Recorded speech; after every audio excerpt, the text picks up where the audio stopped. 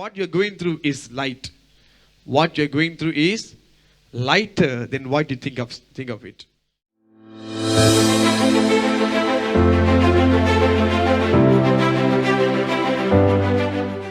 Second Corinthians chapter 4, verse 14. For our light affliction is written there. For our light affliction. He did not say, Paul did not say, our heavy affliction, weight affliction. No, he said a light affliction. That means it is not heavier as what we think. It is not heavier as it is light affliction. Hallelujah. See, what all that we are going through is a light one. You see it as a big one. You see it as this is the most unbearable problem in my life. This is my weakness. I can't bear this pain. We say all kinds of things, isn't it? But the word says here, Paul says that what we are going through is light affliction. Hallelujah. Some people who are watching the live will say, Pastor, you can easily preach this. You are not in my shoes. Only I know how painful I went through, how much I suffered in the sickness. Hallelujah. I agree with that. For you, for your flesh, you feel that. But if we compare the things that we going through and the things that Paul went through, we will know that truly ours are the most lightest one. Hallelujah. Hallelujah. See, we need to ask ourselves, is it true or not? What we are going through is painful. See, in the former life of Paul, he was a well-to-do, highly respected, high-ranking Pharisee. You know, Pharisees, they have rankings. And Paul was the high-ranking Pharisee. He is highly educated in the scripture. He can go to the left and right, U-turn, everything is there. He has the full knowledge about the word of God, the scriptures. And he hated Christians. He persecuted Christians. Hallelujah. Hallelujah. The rest follow the talk and persecute Christians. But Paul has a reason to persecute Christians. He followed the Old Testament, says that there is no other God except Jehovah alone. Therefore, he strictly followed to that. The sect of Gamaliel, he strictly followed that. He did not want to turn to the left. He doesn't want to accept any new ways. Hallelujah. He was not able to understand the scriptures, but he has the good knowledge about the word. Hallelujah. Hallelujah. One day, when he was on his way to Damascus, the road of Damascus, with the permission, he has a letter, arrest warrant, whatever you can do. You can go capture all these Christians, drag them into the prison. While he was on his way to accomplish the mission, the Lord Jesus appeared to him in the midst of the road. Hallelujah. And this man who was on the on his horse, because a high-ranking person, he has a bigger vehicle, okay? So when he was on the horse, the light struck him, he fell down. He became blind for 3 days. A man who's full of pride become humble immediately. And you are not able to see anything, then he understands Jesus is the true living God. God humbled him.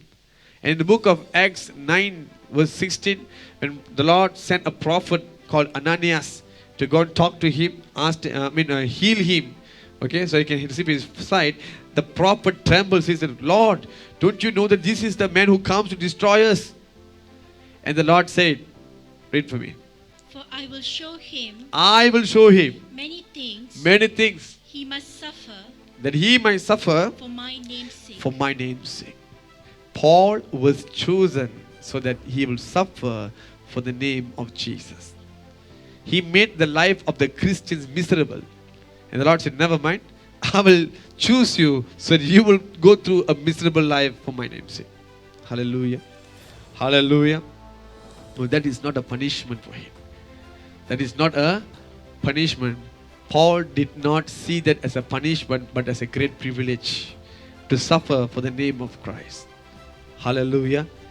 See, it comes in 2 Corinthians chapter 11, 23 to 33. I'm going to explain to you something. As you write down this verse, 2 Corinthians 11, 23 to 33. He went through in labors more abundant compared to other disciples, apostles. Paul worked harder so that he can preach Christ in all the places where Christ is not known. Hallelujah. And then, that means he worked hard. He was exhausted. And he was in stripes above measure. You know, all the time they stripped him, they flogged him all the time, and he was in prisons more frequently. All the time he will be in the prison. You know, it became like a guest house for him. Anytime he can be in some prisons there. Hallelujah. Because that is his life all about. Hallelujah. And he often faced death. And from the Jews, 5 times he received 40 stripes minus 1, which means 39 stripes times with 5. 195 stripes on his body. The mark was there. The kind of flog that Jesus got on his flesh.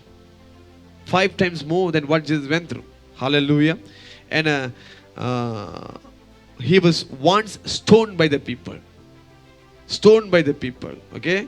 And 3 times he was shipwrecked. Means the ship that he went, it broke.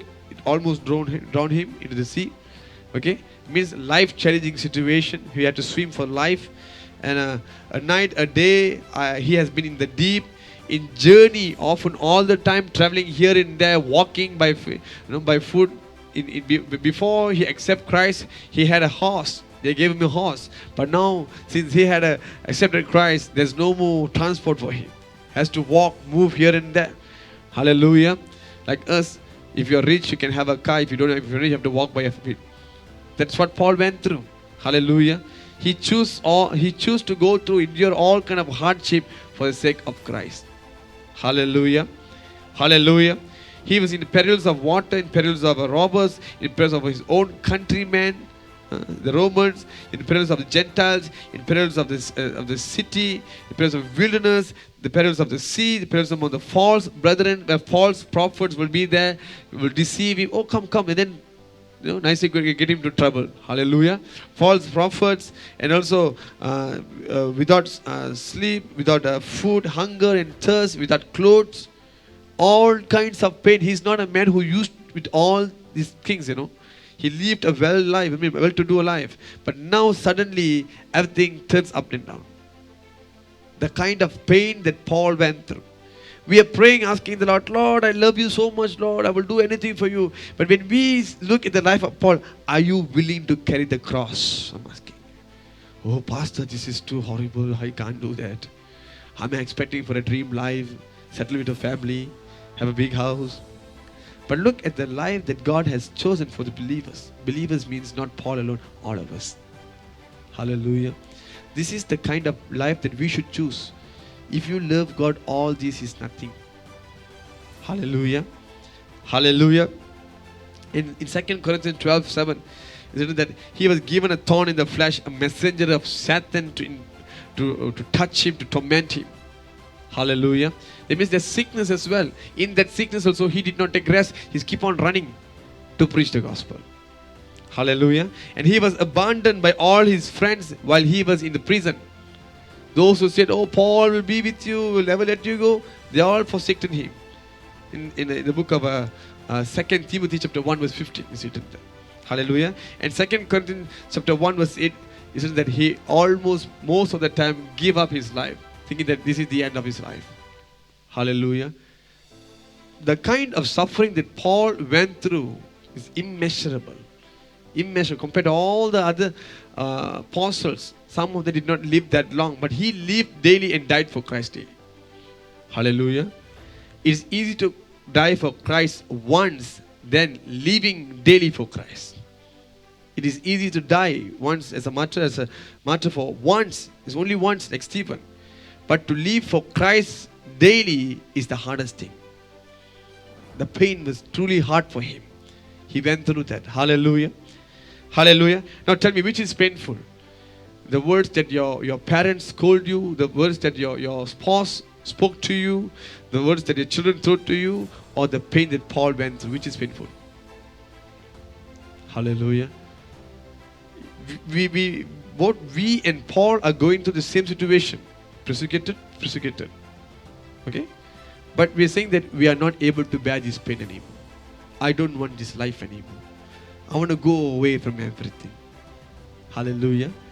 But Paul did not go away. He said, I will go for the Lord. Hallelujah. We have a mild fever, headache. Oh, Pastor, I can't make it today. I'm taking off. I'm taking off. I can't do the worship today. I'm having a sore throat.